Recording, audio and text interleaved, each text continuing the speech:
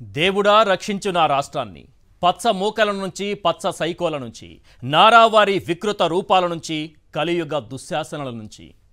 నరనరాన విషం నింపుకున్న ఐటీడీపీ నుంచి మహిళల పాలిట ఐసిస్లా మారిన ఉగ్ర సంస్థ నుంచి దేవుడా రక్షించు నా రాష్ట్రాన్ని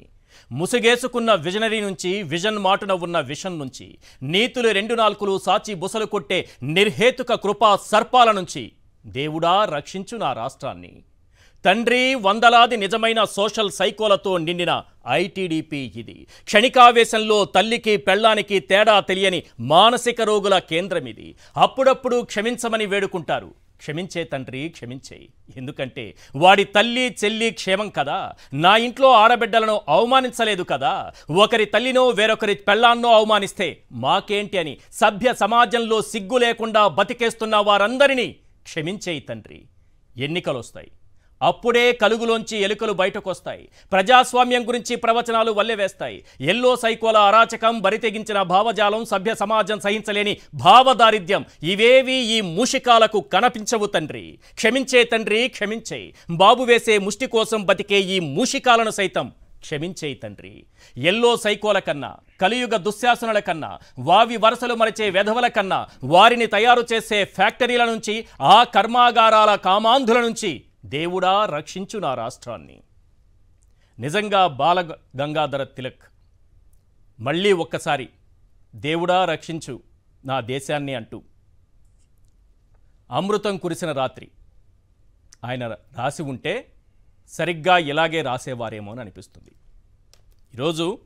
ఒక మానసిక రోగుల్ని తయారు చేసే ఫ్యాక్టరీలా టీడీపీ తయారైపోయి ఐటీడీపీ అనే సంస్థను ఏర్పాటు చేసి దాంట్లో చంద్రబాబు ట్రైనింగ్ ఇచ్చి లోకేష్ గారి సారథ్యంలో 100 కోట్లు ఖర్చు పెట్టి మహిళల్ని ఎంత నీచంగా అవమానిస్తారంటే వీళ్ళు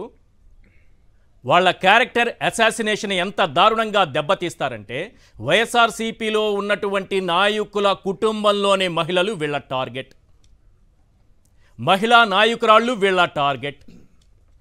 పైగా వీళ్ళకిచ్చే ట్రైనింగ్లో ఏముంటుంది తెలుసా పసిబిడ్డలు చిన్నపిల్లలు ఉంటారు కదా ఇంట్లో ఉండొచ్చు జగన్ అభిమానుడై ఉండొచ్చు చిన్న పిల్లల్ని సైతం వదలకూడదు మీ ఇంట్లో కూడా 6 ఏళ్ళు 7 ఏళ్ళు 8 ఏళ్ల ఆడపిల్ల ఉంటుంది ఒక ఆడపిల్లని అవమానిస్తున్నప్పుడు మన ఇంట్లో పిల్లలు మనకు గుర్తుకొస్తారేమో కానీ మనకు గుర్తు రాకూడదు కేవలం మన టార్గెట్ చిన్న పిల్లలైనా వదిలిపెట్టకూడదు 7 సంవత్సరాలు 8 సంవత్సరాలు 5వ తరగతి 6వ తరగతి పిల్లల్ని కూడా వదిలిపెట్టకుండా వెంటాడి వేధించడమే మన టార్గెట్ ఇది ఐటీడీపీలో ఇస్తున్నటువంటి శిక్షణ చేబ్రోలు కిరణ్ అనే మానసిక రోగి ఈరోజు క్షమాపణ చెప్పారట మానసిక రోగి ఒక క్షమాపణ చెప్పారట దానికి తర్వాత పోలీసులు అరెస్ట్ చేశారట పోలీసులు అరెస్ట్ చేసి ఆయన్ని తీసుకెళ్లారట కేసు పెట్టారట అంటే ఒక మిషన్ ఇచ్చి ఒక టార్గెట్నిచ్చి ఆ మిషన్ కంప్లీట్ కాగానే క్లోజ్ అతను అరెస్ట్ చూపించేశాం కదా మన మిషన్ కంప్లీట్ అయిపోయింది మనం ఏమైతే కోరుకున్నామో ఏ క్యారెక్టర్ అసాసినేషన్ చేయాలని ఎన్ని ప్లాట్ఫామ్స్ను ఉపయోగించుకున్నామో వాటన్నింటిలో ఏం చేయాలో మన వీడియోల ద్వారా చేసి చూపించేశాం సో మన టార్గెట్ మన మిషన్ కంప్లీటెడ్ సో కాబట్టి అరెస్ట్ అయినా చేసుకుంటాం పార్టీ నుండి సస్పెండ్ అయినా చేసుకుంటాం మన టార్గెట్ కంప్లీట్ అయిందా లేదా ఇలాంటి పరిస్థితుల్లో ఓ 10 ప్రశ్నలు వినిపిస్తున్నాయి అవేంటో ఒక్కసారి మనం స్క్రీన్ పైన చూద్దాం చేబ్రోలు కిరణ్ను మానసిక రోగిలా మార్చి సమాజం మీదకు వదిలి మిషన్ కంప్లీట్ కాగానే సస్పెండ్ చేశామంటున్నారే ఇది నారావారి పాపం కాదా క్వశ్చన్ నెంబర్ 2 ఐటీడీపీలో ట్రైనింగ్ ఇచ్చి సోషల్ మీడియా సైకోలుగా మార్చి వారిని సమాజం పైకి వదిలేస్తున్నారంటే ఇది నారావారి పాపం కాదా క్వశ్చన్ నెంబర్ 3 సోషల్ సైకోలకు డబ్బులిచ్చి జీతాలిచ్చి పదవులిచ్చి మరి ఉన్మాదాన్ని పెంచి పోషిస్తున్నారంటే ఇది నారావారి పాపం కాదా క్వశ్చన్ నెంబర్ 4 వైఎస్ఆర్సీపీ నేతల ఇళ్లలోని మహిళల వ్యక్తిత్వ హననం కోసమే 1000కి పైగా ఛానళ్లు వెబ్సైట్లు నడిపిస్తున్నారంటే ఇది నారావారి పాపం కాదా క్వశ్చన్ నెంబర్ 5 జగన్ ఆయన కుటుంబ సభ్యులే టార్గెట్గా నీచాతి నీచమైన వికృత భాషతో రెచ్చిపోతున్నారంటే ఇది నారావారి పాపం కాదా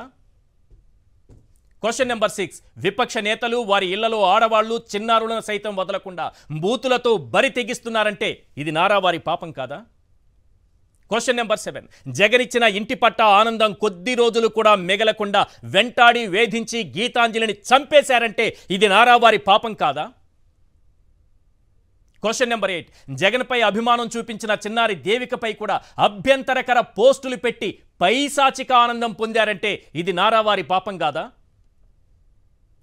క్వశ్చన్ నెంబర్ 9. మాజీ మంత్రులైన రోజా, విడుదల రజనీపై బూతు పోస్టులు, ఎల్లో మీడియాలో బూతు మాటలతో రెచ్చిపోతున్నారంటే ఇది నారావారి పాపం కాదా?